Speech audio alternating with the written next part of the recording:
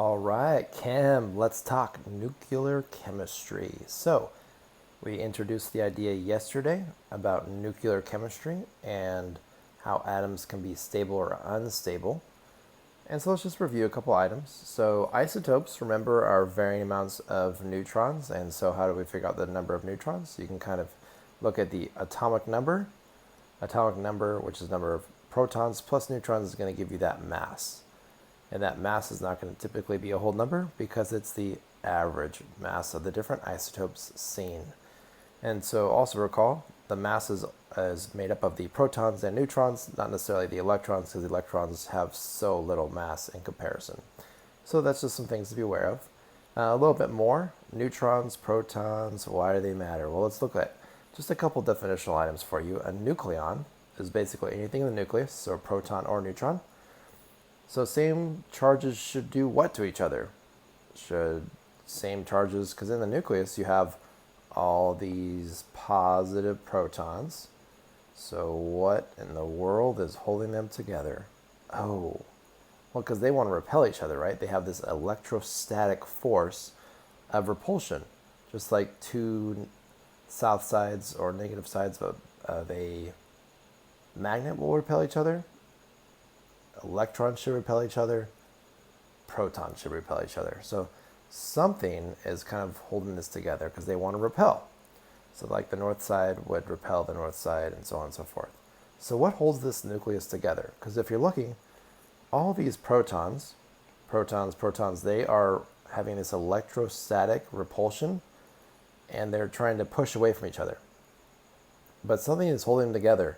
You may be thinking, the only thing else in the nucleus, the neutron, for sure.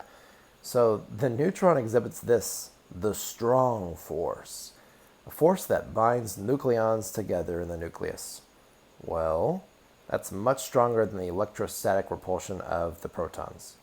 So even though the protons are repelling each other, there's a residual strong nuclear force that holds the nucleus together by the neutrons. Good job, neutrons.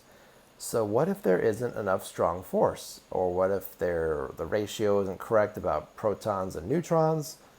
Then, oh no, the isotope becomes radioactive and decays to become stable. That's why you talk about 3 different kinds of decay: alpha decay, beta decay, and gamma decay. Gamma decay is caused by either something called K capture or something called positron emission. So this gets you really excited because this is what we are talking about today. So how do atoms become stable? Well, a radioactive decay, so if an atom is not stable, it will go through something called radioactive decay, which is the process by which an unstable nucleus emits one or more particles or energy. So what does that kind of look like? You have your radioactive isotope right here, or atom. It'll give off energy or give off a particle, and that is known as radiation. So first kind of radiation we're going to look at is alpha radiation. Alpha radiation is going to be the least damaging of the alpha, beta, gamma. But what does alpha decay look like? Well, let's say you have uranium-238. Uranium-238 can go through alpha decay into another element, thorium-234. So uranium is number 92 on the periodic table.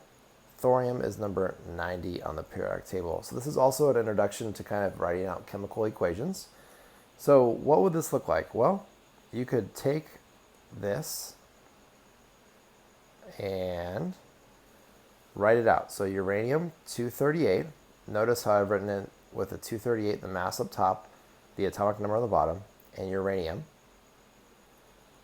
becomes or decays into thorium, which is TH, and then thorium will have a mass of 234, and then the atomic number of thorium is 90. So a couple things to be aware of. Look at how these elements change. So the mass goes from 238 to 234. The atomic number goes from 92 to 90. So notice this is lost 4, and this is lost 2. So where do those things go? Well, that is the alpha particle. So the alpha particle is something that has a mass of 4 and an atomic number of 2. And then you can kind of write it using this like fish. That's an alpha particle. You can write it another way, it's exactly the same way you can write uranium decaying. So instead of just writing it uranium-238 decays into thorium-234, atomic number 94 and 2. So instead of writing the alpha particle, you can write He, which is the element helium, because this alpha particle is an atom of helium. So in essence, if your atom is really large, the nucleus is really large, it becomes unstable, it can become stable by losing an alpha particle, which is also a helium. And when that happens, the mass changes by 4, the atomic number changes by 2. Another example. So write out the equation for the alpha decay of polonium-218. So this might be helpful to have a periodic table out somewhere. And looking at this, polonium-218, the atomic number of polonium is 84. That is going to turn into lead, Pb, with the atomic number of 82, and the new mass of 214. Notice that 4 and that 214 add up to be 218, that 2 and that 82 add up to be 84. So you have this decay, the atom, the nucleus is too large, it loses an alpha particle and gives off that radiation. Perfect. And so once again, you can write it instead of plus 4 to like that, you can write plus 4 to helium. And so that's an alpha particle. Let's talk about beta decay. So in essence, this is kind of an interesting way. If you have too many neutrons and you want to get some protons out of it. So in beta decay, a neutron is converted into a proton and a beta particle, which is a fast-moving electron, is released. So in essence, a neutron becomes positive and gives off a negative charge in the form of a fast-moving electron. Like I said, this is when you have too many neutrons, not enough protons, so you can figure out this is going to be usable in certain situations. So when your nucleus has too many neutrons, not enough protons, it's going to break apart this way. And you can kind of write it out like this. So let's say I have carbon-14. So once again, the carbon-14, the 6 is the atomic number, the atomic mass is 14. That's going to break apart into a new particle and a beta particle. So this 6 becomes 7 because one of the neutrons becomes a proton. So my atomic number goes up 1. The mass remains the same because the neutron has changed into a proton. In essence, there is no change in the mass. But the thing that does happen is you give off this fast-moving electron, which is represented by 0 for the mass and then a -1 for the charge. And you could do this as beta particle, or you could write it as plus 0, -1 electron. So that's another type of radiation. Just to kind of write this out, what would this look like? Well, you would have thorium-234. That's a 90 for thorium. If it goes through beta decay, this mass is going to remain the same, and this number is going to increase by 1, changing the atomic number, which changes the element. So it turns into palladium-234. So the atomic number is 91, the mass is 234, and it turns and gives off this beta particle, which can also be written as plus 0 with a -1 charge, and then beta, which is kind of like an interesting shaped B. So if an atom's nucleus is unstable, it can go through alpha decay, beta decay, or gamma decay. And gamma decay is a combination of different types of particles being emitted. But just to kind of show you, alpha decay, put a piece of paper in the way, boom, blocks it. Beta decay, will go through a piece of paper, but a thin sheet of aluminum, boom, blocks it. Gamma decay, which is the gamma letter, will go through paper, will go through aluminum, and will even go through thick lead. So this is the one that we're most concerned about, and let's figure out how does it happen? How does gamma ray get caused? Well, gamma rays are caused by something known as electron capture or K capture. So what happens here is one of your electrons is captured into the nucleus, changing one of your positive protons into a neutron. So kind of just to show you what this is, so if you have too many protons, not enough neutrons, you can go through K capture, which is just like saying electron capture. So what would happen here is you'd have, let's say, carbon 11, 6 protons, 5 neutrons. It's going to capture an electron and turn into boron 11, 5 protons, 6 neutrons, and then gives off something called a neutrino.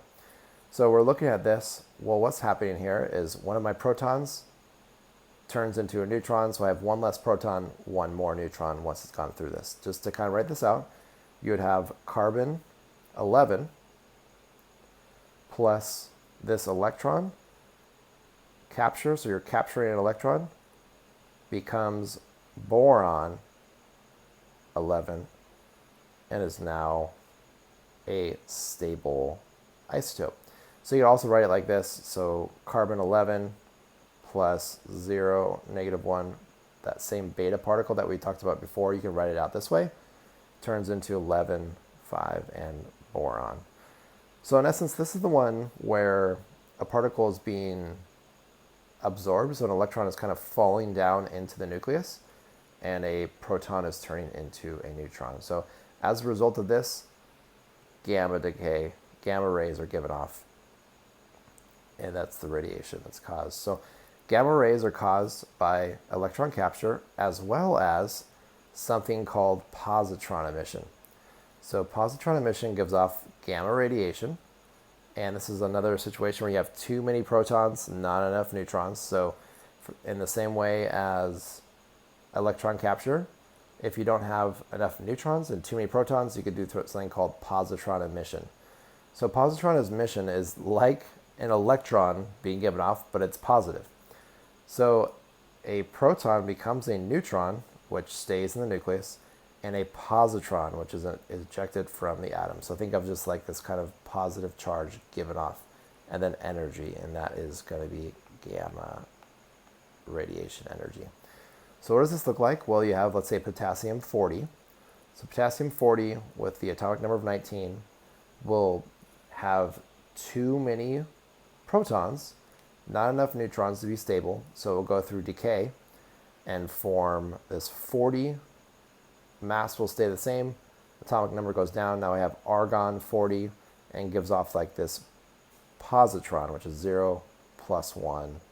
And you can also write E or beta is fine as well. So you could write 40, 19, K is potassium, turns into 40, 18, argon plus 0 plus 1, and this could be written like beta part plus, or 0 plus 1 electron plus gives enough. So these are the different ways in which you could have radiation occurring, which will give off either alpha, beta, or gamma decay, and that will all determine how radioactive something is. Hopefully that was helpful.